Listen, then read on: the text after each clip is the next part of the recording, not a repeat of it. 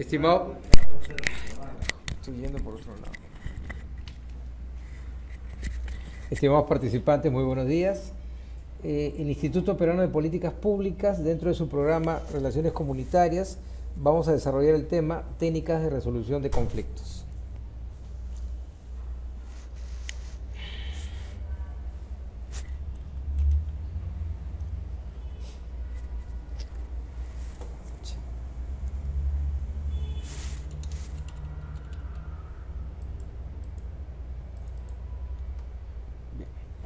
Veamos en este esquema todo lo que es la secuencia de un conflicto, ¿no?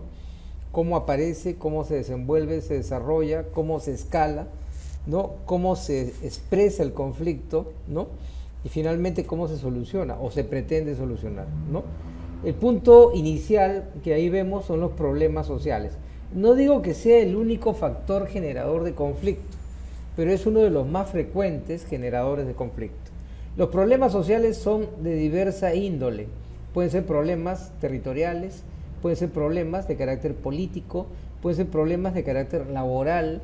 O sea, el nivel del problema, digamos, ya está englobado dentro de lo que llamamos la sociedad. O sea, está subsumido dentro de lo que es la sociedad. ¿Por qué es problema? Porque aparece una oposición, porque existe un antagonismo. O sea, si no hubiera problemas, no habría conflictos.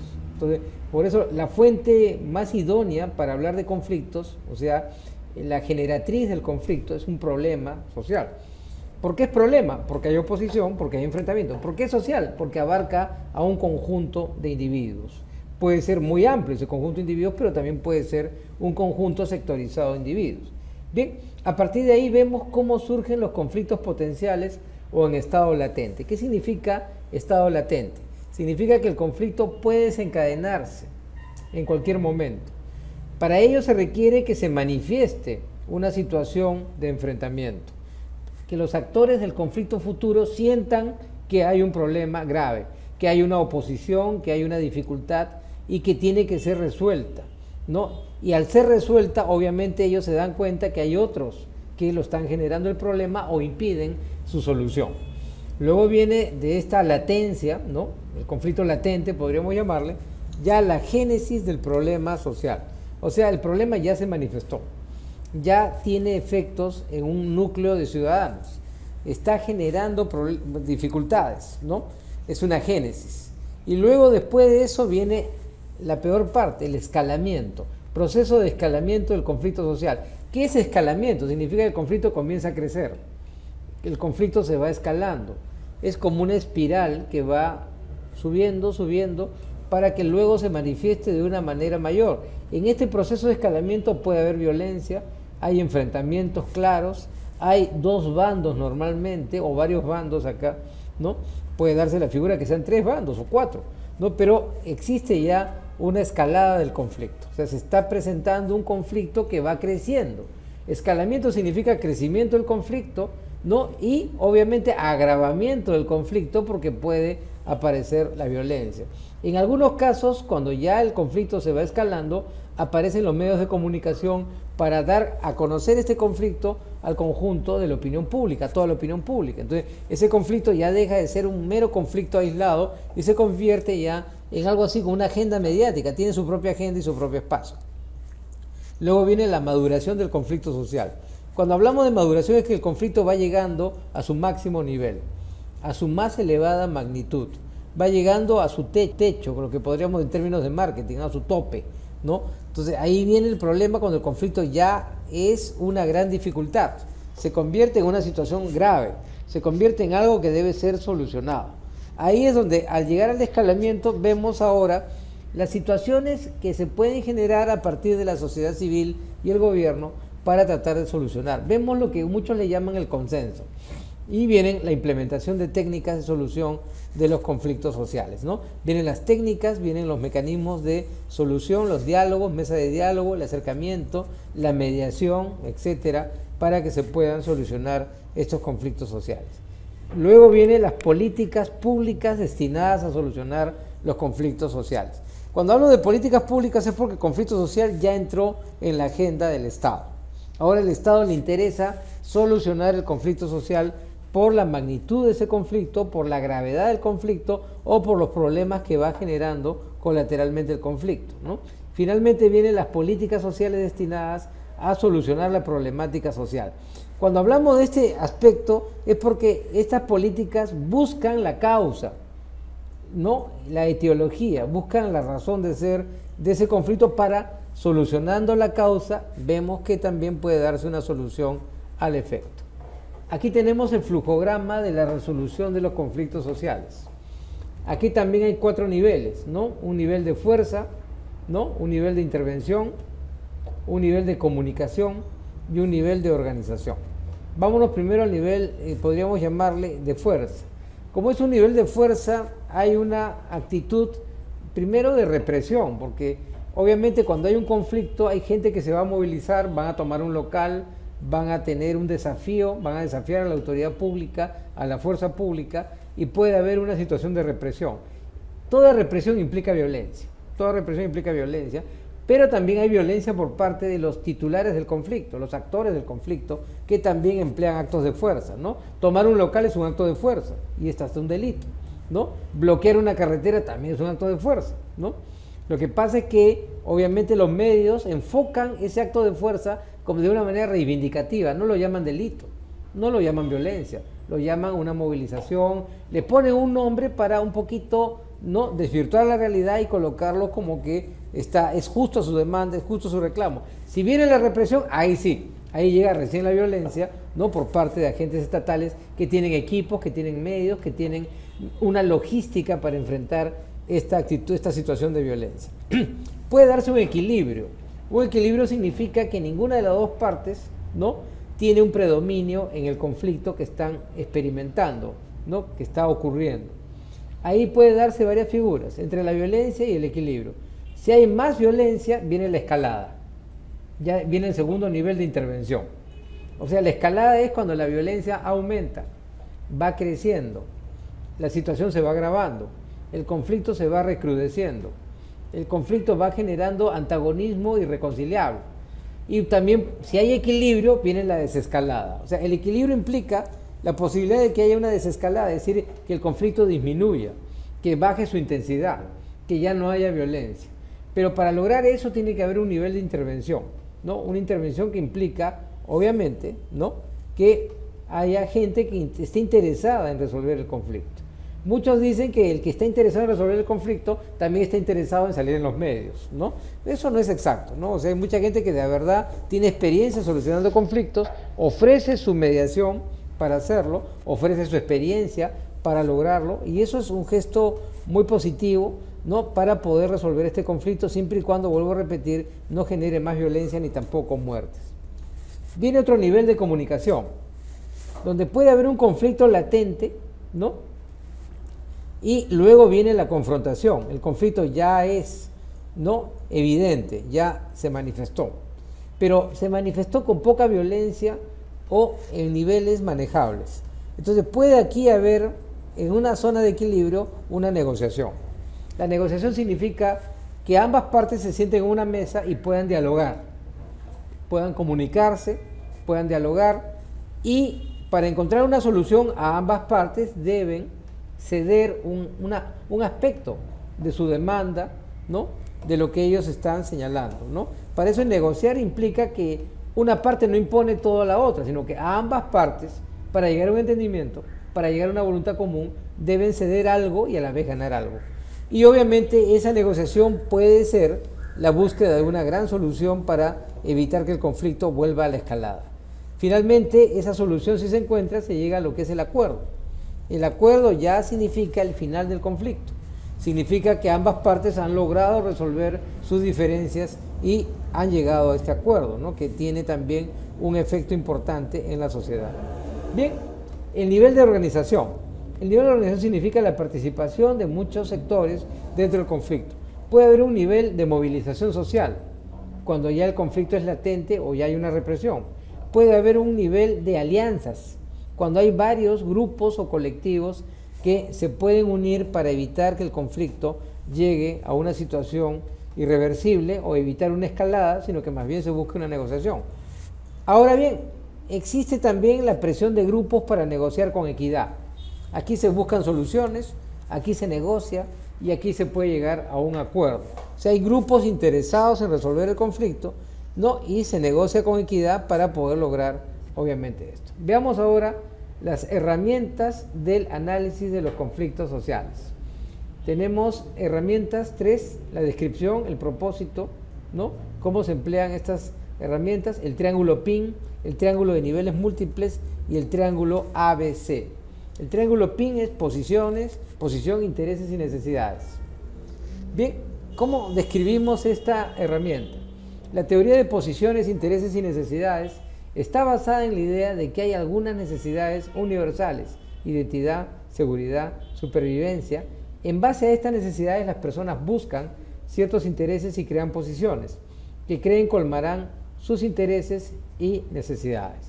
Entonces, este triángulo PIN implica que todo conflicto nace de algún tipo de interés o necesidad. O sea, no nace de cualquier cuestión subjetiva, sino que es ampliamente objetivo.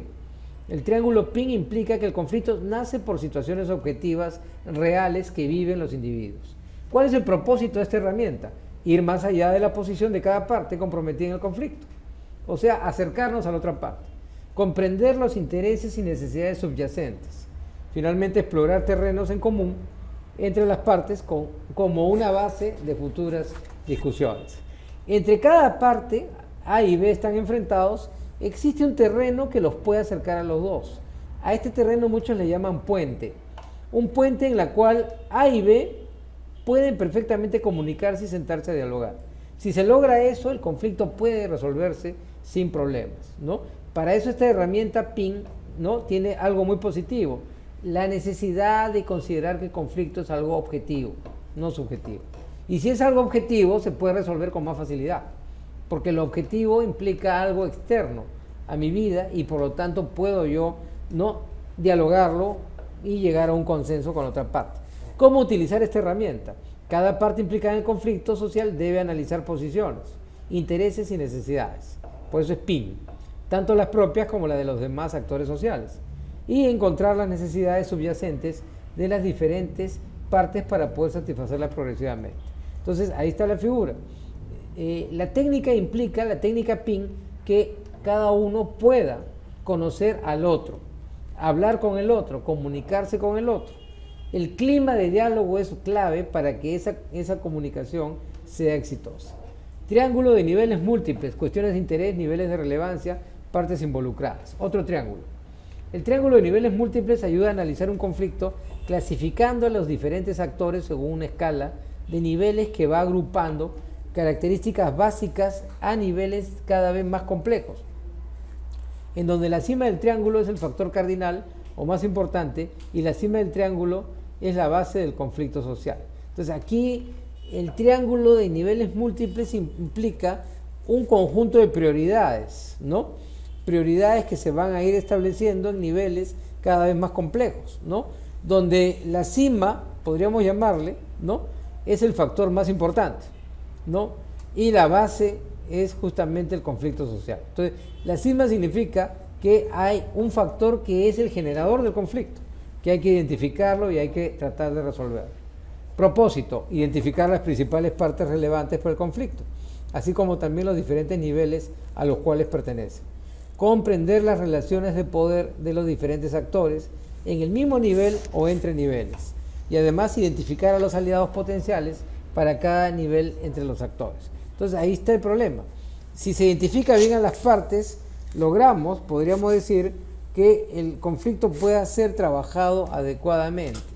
Estamos hablando de partes involucradas con niveles de interés y relevancia. También se identifican a los aliados potenciales para cada nivel.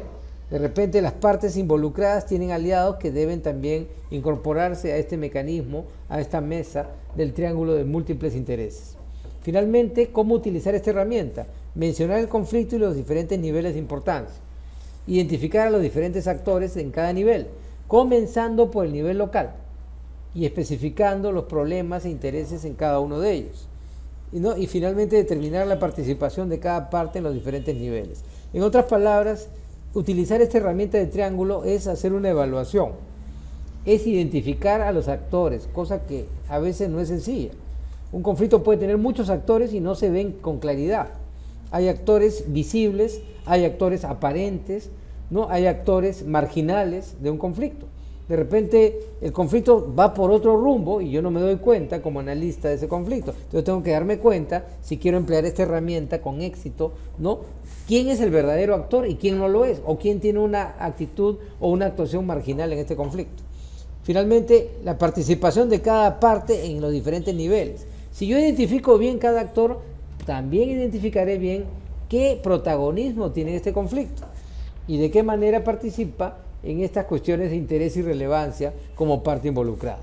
Finalmente, el triángulo ABC, Attitudes, Behavior, Context.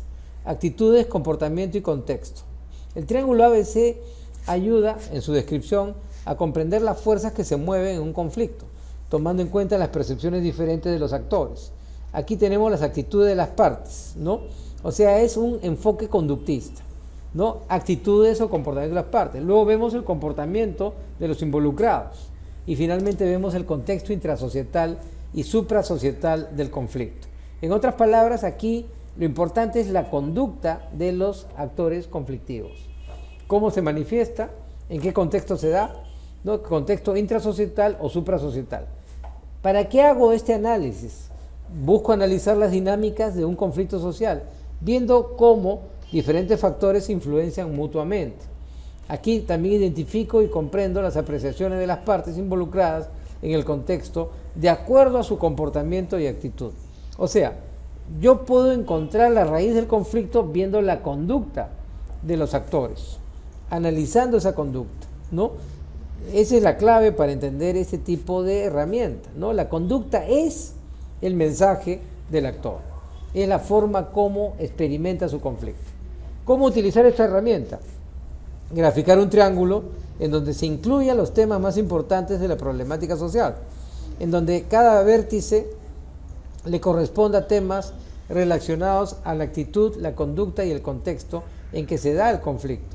Señalar en la parte central del triángulo los temores y necesidades más relevantes de la problemática. En otras palabras, para poder utilizar correctamente esta herramienta yo tengo que hacer un gráfico, un triángulo donde pongo los temas, ¿no? Los temas, materia del conflicto, donde pongo la conducta y el contexto en que se da ese conflicto y sobre todo los temores y necesidades más relevantes de la problemática. Veamos ahora los medios alternativos de resolución de conflictos. Los medios alternativos son tres: negociación, mediación y conciliación. Al lado de cada medio hay, podríamos llamarlo, ¿no?, situaciones finales que se presentan en cada instrumento o medio alternativo, ¿no? Veamos primero la negociación. La negociación es un proceso mediante el cual dos o más personas que tienen intereses comunes o diferentes intercambian información veraz y suficiente a lo largo de un periodo con miras a lograr un acuerdo para sus relaciones futuras. Se pretende influir sobre la conducta del otro para lograr un comportamiento deseado sin usar el poder o la fuerza. Bueno, la negociación implica que las partes, sin intervención de terceros, se sienten en una mesa y se acerquen, tengan un acercamiento posicional. O sea, las posiciones dejen de ser intransigentes y haya un clima de flexibilidad que permita a cada parte poder acercarse a la otra y encontrar una voluntad común que es el éxito de la negociación. Ahí yo me puedo allanar. ¿Qué es el allanamiento? Allanamiento significa que yo reconozco que la otra parte tiene la razón. Es un término jurídico, ¿no?, o procesal. Allanarse significa, tú me demandas, yo reconozco que sí, tienes la razón y te debo plata, o tienes tú la razón en esa pretensión. Entonces, allanamiento significa, yo no tengo una pretensión, tú sí, y es válida. Otro mecanismo final, o mejor dicho, otra consecuencia puede ser la renuncia a la defensa. Yo puedo renunciar a defenderme, ¿no? Puedo renunciar a ejercer mecanismos de defensa o renuncio a hacerte un juicio en el futuro. Para eso tengo que firmar un documento, obviamente, y legalizar mi firma. ¿No? Entonces, tengo que renunciar a la defensa, ¿no? Y otro que muchos le llaman también importante es la renuncia al derecho. Hay gente que renuncia a defenderse, pero no renuncian al derecho. ¿Cómo ocurre esta figura? Para no confundirnos. El derecho significa que yo tengo la posibilidad de pedir algo. Esa titularidad de esa posibilidad es mía, pero a su vez también puedo pedir algo ejerciendo procesalmente una defensa jurídica, ¿no? Si yo renuncio al derecho, yo renuncio a todo, ya, ¿no? Renuncio a la posibilidad de defenderme, renuncio a la posibilidad de exigir algo. Entonces, ¿puedo renunciar al derecho? Sí, porque un derecho patrimonial es renunciable. Lo que no se puede renunciar es a los derechos familiares. Los derechos familiares son irrenunciables. Entonces, ese es un elemento importante. Los derechos patrimoniales, sí, yo puedo renunciar. Por ejemplo, si yo estoy litigando por una suma de dinero, ¿no? Y yo digo, me debes 80.000, y él me dice, yo no te debo 80.000, sino 40.000, perfecto, ¿ya? Pues renuncio a 40.000, pero me pagas los otros 40.000. El cómo pagaré ya es otra situación. La mediación. ¿Qué es la mediación como segundo medio alternativo? Es un medio informal y voluntario de solución de conflictos en el que un tercero imparcial trata, mediante técnicas de negociación, que las partes identifiquen las posibilidades de encontrar una solución armónica al conflicto, estableciéndose zonas así de común acuerdo entre los actores sociales. En la mediación hay una gran diferencia, interviene un tercero. El mediador es una persona que acerca a las partes, que busca zonas de común acuerdo, ¿no? Se reúne con ambas partes, también se puede reunir con cada una de ellas, ¿no? Entonces, la mediación es un acto importante, ¿por qué? Porque aquí hay un tercero que no está comprometido ni con A ni con B, no está comprometido con ninguno de los dos, sino que busca que ya no haya conflicto, busca que haya una conclusión, una solución al conflicto. Puede haber el perdón del ofendido, ¿no? El ofendido de repente perdona también, esa es otra salida. También puede haber una renuncia al derecho acá y también una renuncia a la reclamación, o sea, es parecido a la situación anterior de negociación. En la negociación no hay terceros, las dos partes negocian. En la mediación sí hay un tercero que es algo así como un facilitador. Es un hombre que facilita el diálogo y encuentra zonas de común acuerdo. Finalmente, la conciliación. La conciliación hoy en día está muy en boga, mucho se utiliza la conciliación para resolver conflictos. Es el procedimiento por el cual las dos partes sociales que forman parte de un conflicto se reúnen con un tercero ajeno e imparcial, que facilita la comunicación entre las personas enfrentadas para delimitar y solucionar el conflicto, y que además formula propuestas de solución consensuadas por las partes. El acuerdo a que se llegue tiene validez legal. La conciliación es un juicio antes del juicio. Es como hacer un trámite antes del trámite final. Muchos concilian antes de irse a juicio y la conciliación conduce a un documento llamado acta de conciliación. El acta tiene el mismo valor de una sentencia. Entonces, si A y B tienen un conflicto y van a un centro de conciliación y el conciliador logra resolver el conflicto y se formula un acta firmada por ambas, ¿qué pasa si A o B no la quiere cumplir? Entonces, cualquiera de las dos partes puede pedir la ejecución judicial del acta de conciliación. Tiene el mismo efecto de una sentencia, es como un título de valor. Ya el derecho no se discute porque ya conciliaron, ¿no? Eso, por ejemplo, se ve en los alquileres. Hay gente que no quiere alquilar porque tiene miedo que el inquilino se quede con la casa. Muy sencillo. Entonces, el alquiler puede irse, o yo, dueño de la casa, puedo irme a un centro de conciliación con el inquilino y ahí conciliamos. La casa me la devuelve el 31 de diciembre. Si no, simplemente ejecuto la conciliación. O sea, ya no habrá juicio, ¿no? Simplemente con la conciliación ya, no te vas en enero, muy bien, voy a un juez y pido que se ejecute la conciliación. Ya no hay contestación a la demanda, simplemente se ejecuta la conciliación. Este es el aspecto positivo de la conciliación. Es como una sentencia anticipada, es como un juicio ya resuelto. Veamos ahora la ley de conciliación. La ley número 26.872 del 12 de noviembre de 1997. Una ley que ha servido de mucho para poder resolver conflictos y litigios en el Perú. Los principios generales, la definición y las materias conciliables. Bien, principios generales. La parte de principios generales en toda ley es la filosofía de la ley, es la parte racional de la ley. Bien, interés nacional. Declárese de interés nacional la institucionalización y desarrollo de la conciliación como mecanismo alternativo de solución de conflictos. O sea, se convierte ya en algo de prioridad nacional conciliar, llegar a una conciliación con la otra parte. Los principios. Los principios de la conciliación. La conciliación propicia una cultura de paz y se realiza siguiendo los principios éticos de equidad, veracidad, buena fe, confiabilidad, imparcialidad, neutralidad, legalidad, celeridad y economía. Estos principios permiten que la conciliación sea una institución muy positiva, porque permite que antes de un juicio ya las partes se estén arreglando. ¿Por qué? Porque un juicio puede demorar muchos años. En cambio, si yo concilio, ya no tengo necesidad de un juicio, sino de ejecución de esa conciliación si es que la parte no cumple. Autonomía de la voluntad. La conciliación es una institución consensual. En tal sentido, los acuerdos adoptados obedecen única y exclusivamente a la voluntad de las partes. O sea, en otras palabras, las partes, así como son libres para conciliar, también lo son para no querer conciliar. O sea, la conciliación no es obligatoria, es voluntaria. Por eso se dice es consensual. Es un consenso entre dos partes enfrentadas. También otro principio, función no jurisdiccional. La conciliación no constituye acto jurisdiccional, o sea, no es un acto judicial, no es lo que podríamos decir una decisión judicial. La conciliación es producto de las partes con un conciliador. Pero una vez que llega a conciliarse, el efecto sí tiene el mismo efecto de una sentencia judicial. Vamos a la definición.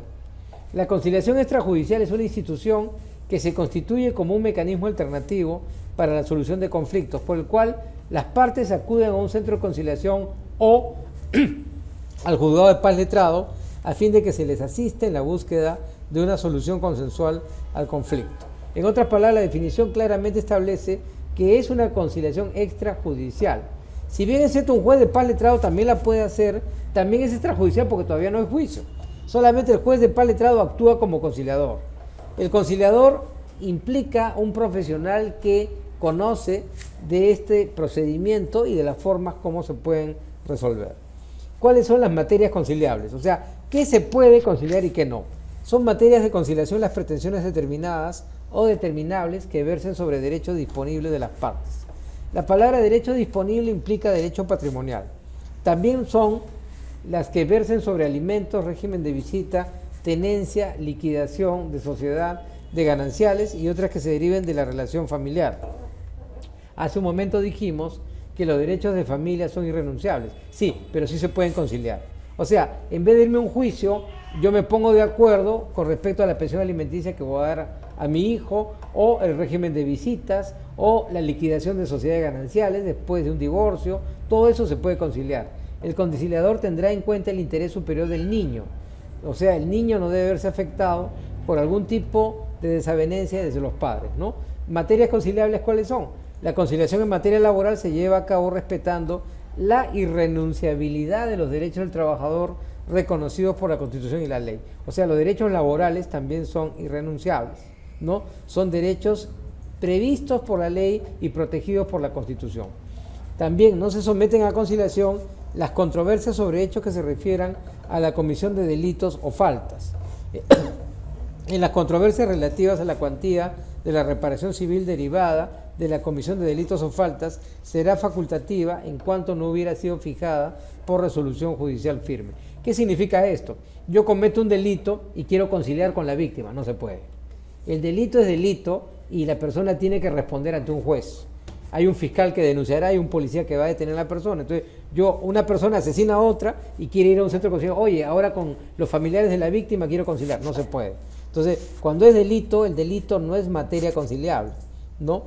No lo es. No forma parte de una materia conciliable de ninguna manera el delito, por lo menos en la legislación peruana. Muchas gracias, estimados amigos.